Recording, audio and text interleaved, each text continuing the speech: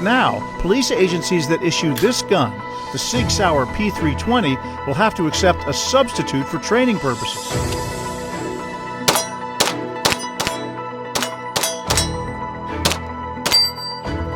Executive Director Monica Alexander permanently banned the use of the P320 on training commission premises.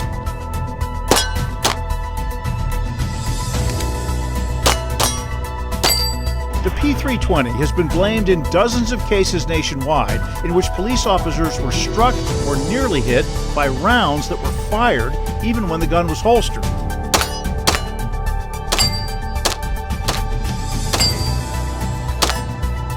Virginia Deputy Marcy Vadnais' career ended when her holstered P320 fired into her leg.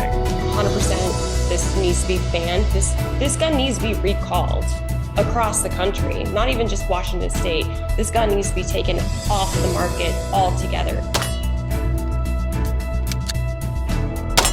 As the King 5 investigators reported earlier this month, this is the video that stoked the training center's concern about the gun. At its Spokane facility, a recruit's P320 fired, narrowly missing the recruit and instructor standing next to him. The recruit's trigger finger was not on the trigger or in the trigger guard, according to the seasoned instructor.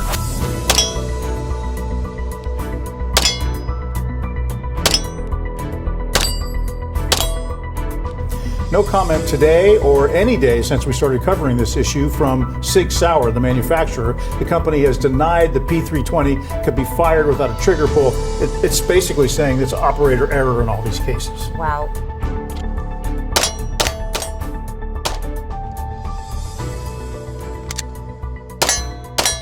Welcome, gentlemen. Today, we've got the Sig P320 M17. Did she say? What you say? That you only meant well, cause you did. What you say? Jason Derulo. That it's all for the best, cause it is. What you say? That you only meant well, cause you did. What you say? Jason Derulo. Amid the controversy, a phoenix will rise from the ashes. Let's just get right into it. You know why we're here. If you watched my last video, I told you I was gonna do it. We're addressing the Sig P320 controversies in this video, and we're just gonna get right into it. The P320, released in the 2010s, was submitted to the Modular Handgun System trials for the U.S. military and was selected for service in 2019, I believe, with the M17 variant, which is what you see here. The Sig P320 M17 M18 is a 9mm striker-fired polymer lowered handgun with a serialized fire control unit, as Sig refers to it. That is the serialized part, legally the firearm. It allows for you to remove the trigger and fire control group and put it into different grips, chassis even, like the Flux Raider and others. Addressing the controversy. Since its adoption, widespread adoption, mind you, with the U.S. military as well as a ton of police departments around the nation, there has been quite a lot of controversy, stemming from a myriad of issues such as out-of-battery detonations, not being drop safe. Oh, you see that, fellas? Good catch, good catch. Not being drop safe, as well as firing while holstered, allegedly.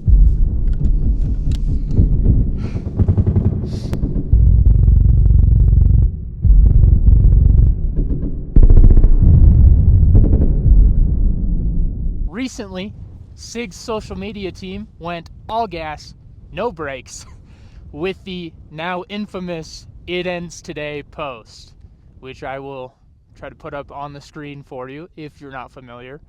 And then doubled down again after facing a whole lot of backlash from the community. More or less, the statements from Sig are that anybody who is criticizing the 320 is anti-gun or a shill or a troll or any of that. I think there is definitely some of that, but the majority of that are just people who like guns and want good guns and want safe guns, especially if those people are using them in a duty sense. As of the day of this recording, it is March 20th, and Sig has tripled down. It is P320 day.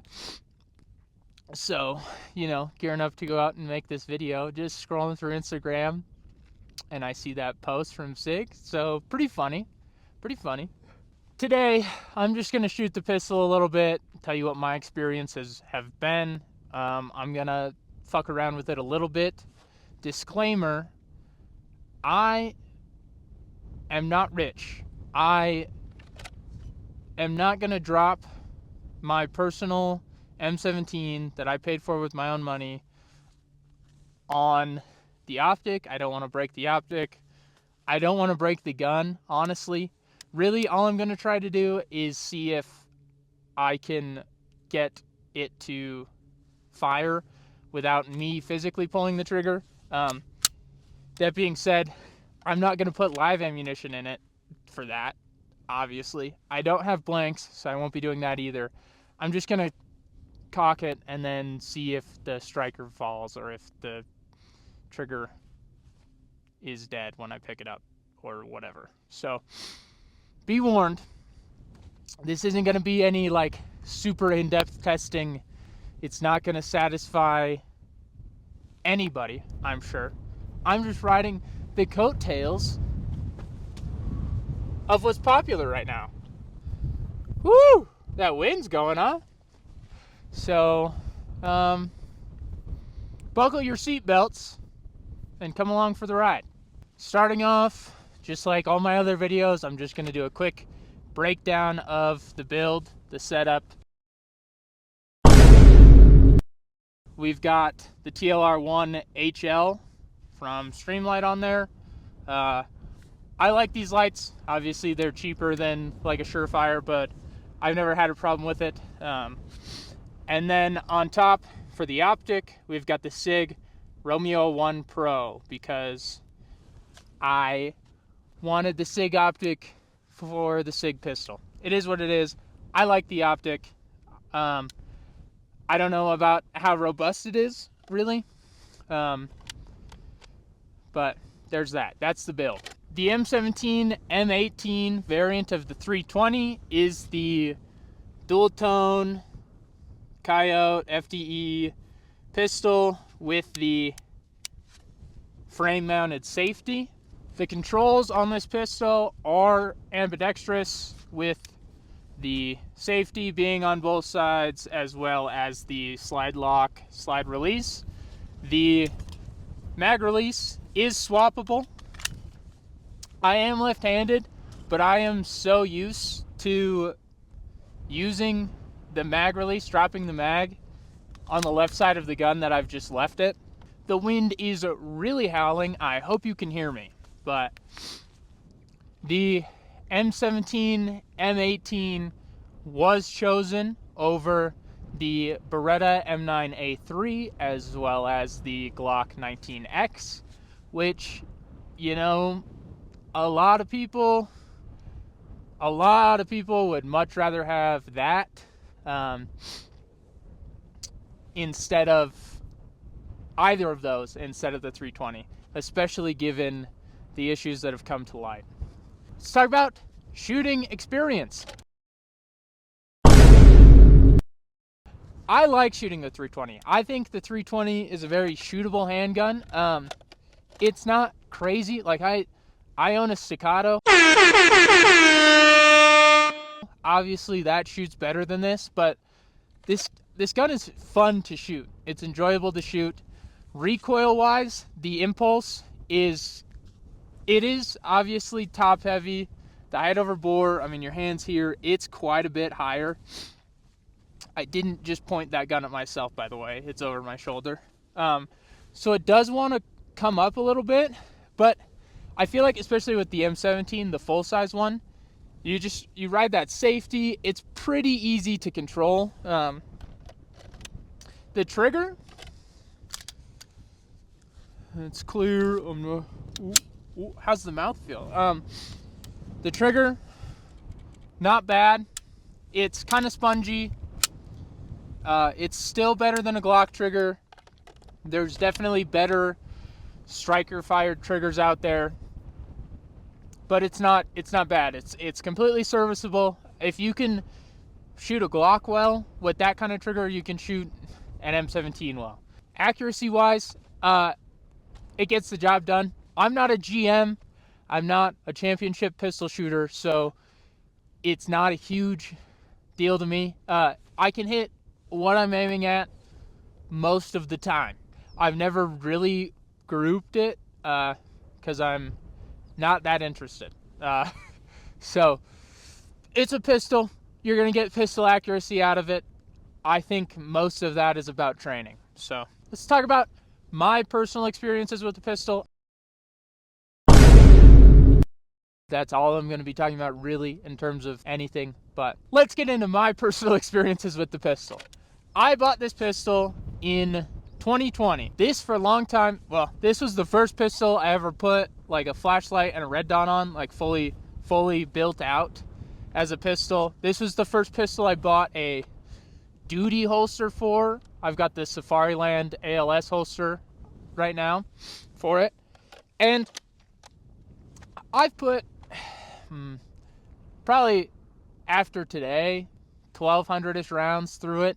So nothing crazy, obviously not the type of round count that they're going to see at a police department or in the military, but a fair enough amount that I feel like if it was going to fail catastrophically, it would have already. That being said, watch it blow up in my hands today. I have run around with this pistol in the holster. I've ridden dirt bikes with it in a holster. I have never had any of the out of battery issues. I try really hard not to drop my guns, especially if they're loaded, if they're chambered. So I've never dropped it and had it go off. Obviously that's a concern. You don't want that to happen, but also be more careful. So no drop safe issues, no out of battery issues, and thank God it has not gone off while holstered because holy shit. I want you guys to know that even though I haven't had any of these issues personally, I'm not speaking for every 320 out there, every M17, M18, and I'm not defending SIG, okay? There's obviously a problem. I want them to fix it. If you guys know the channel, you know I am a self-admitted SIG shill, but they just make cool guns that I like. That doesn't mean that there isn't problems with those guns, or that those guns need refinement, or that they make some bad guns even. It's just like, don't yell at me in the comments and tell me I'm paid for because I have 500 subscribers, bro. Nobody's paying me for anything. So take everything I say with a grain of salt, or a whole thing of salt. So a whole shaker full. Alright guys, so here, I'm just gonna charge the pistol. It is empty, but the striker will be back. And unfortunately, I forgot my rubber mallet at home. I actually couldn't find it. I did plan on bringing one, and I actually couldn't find it. But all I'm gonna do here is, with the safety on, I'm just gonna hold it. I'm gonna smack the back of it in various places and angles and see if I can get it to go off, like with the safety on and with the safety off, go off. And we'll just see what happens. I will be hitting it pretty hard, but you know, the thing with this video is I'm gonna get criticism either way on both sides. So here we're just gonna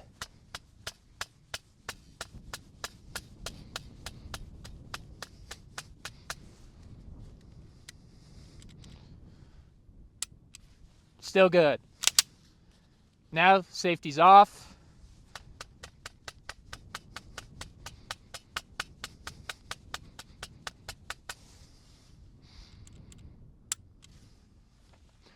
I understand that's not that great of a test. Fucking don't at me, bro. This is mostly for fun. I'm catching the hype train.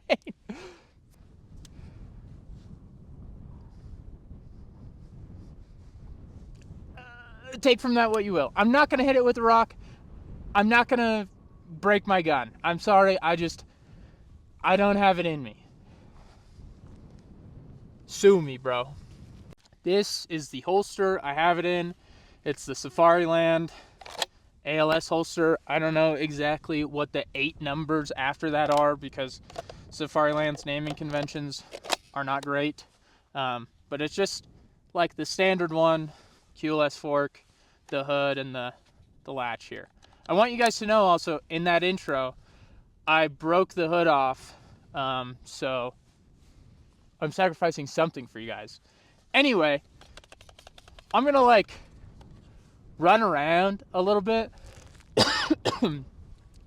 do some jumping jacks, and we'll see if it goes off. I am almost certain that it's not going to go off during any of these tests today, and if it does, I'll probably get rid of it. So, one small detail as well, SIG did put out the voluntary upgrade, which is code for not a recall, because a recall admits fault. I did not get that in this gun because I'm lazy. I also have the Daniel Defense H9 and didn't do the voluntary upgrade for that either. Again, just because I'm lazy. So, all right, fellas. Gun is empty. We're just gonna charge it. Safety's on. It's bouncing pretty good. Do my calisthenics here. Whatcha?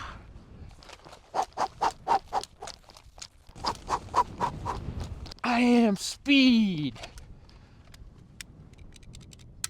Nothing.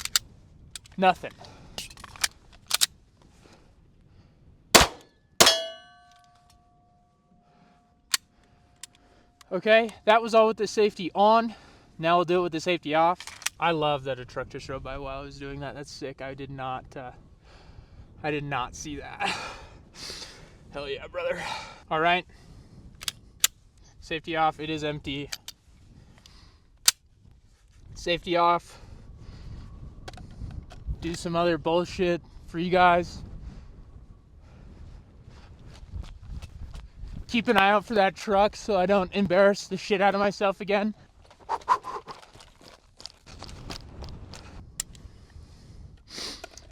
I know, guys. I know it's not conclusive whatsoever. Even if these tests were good tests and it still didn't go off, it's still just circumstantial, anecdotal evidence. So it's not really, none of it means anything. All right, cons of this pistol.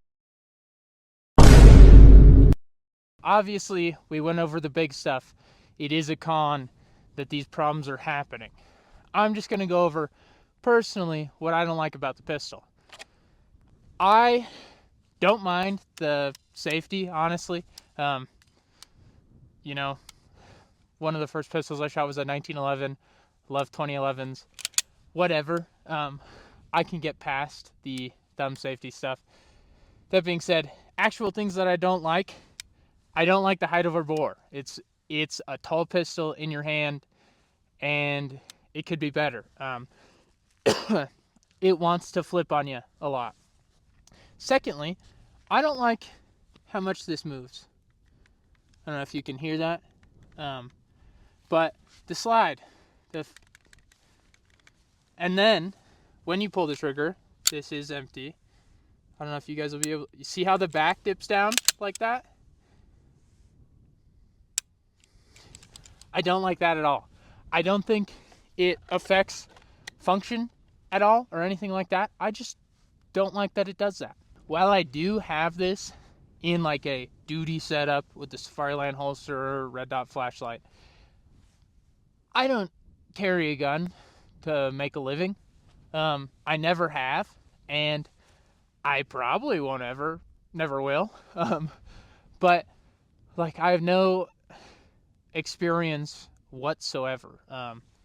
So I'm not trying to claim that I do. And that being said as well, this pistol hasn't undergone rigorous testing. I've brought it out a lot, like taken it out with me a ton, shot it a bunch, but it's not like I'm running it through its paces, you know, all the time. It just like all my other guns, I'm shooting it for fun. You know, I do train with it to get better at pistol shooting and whatever else, but yeah, I don't know what else to tell you guys, to be honest. All right, fellas. Closing thoughts on the gun, on the whole situation. I'm going to start with the situation. It's been a thing that SIG beta tests on the market, you know, instead of just testing their guns and releasing safe, functioning guns at the start. That is something bad. That is an issue. And as much as I want to say that I like SIG or that they make cool guns, that's not cool. And we know it's not cool. And like calling out people who are just worried for the safety of themselves and, you know, the people that use them in the line of duty, you know, that's kind of bullshit too. So, not cool, SIG. Now to the gun. Let's go Siggers. No, I like this pistol. I like it a lot. It's fun to shoot.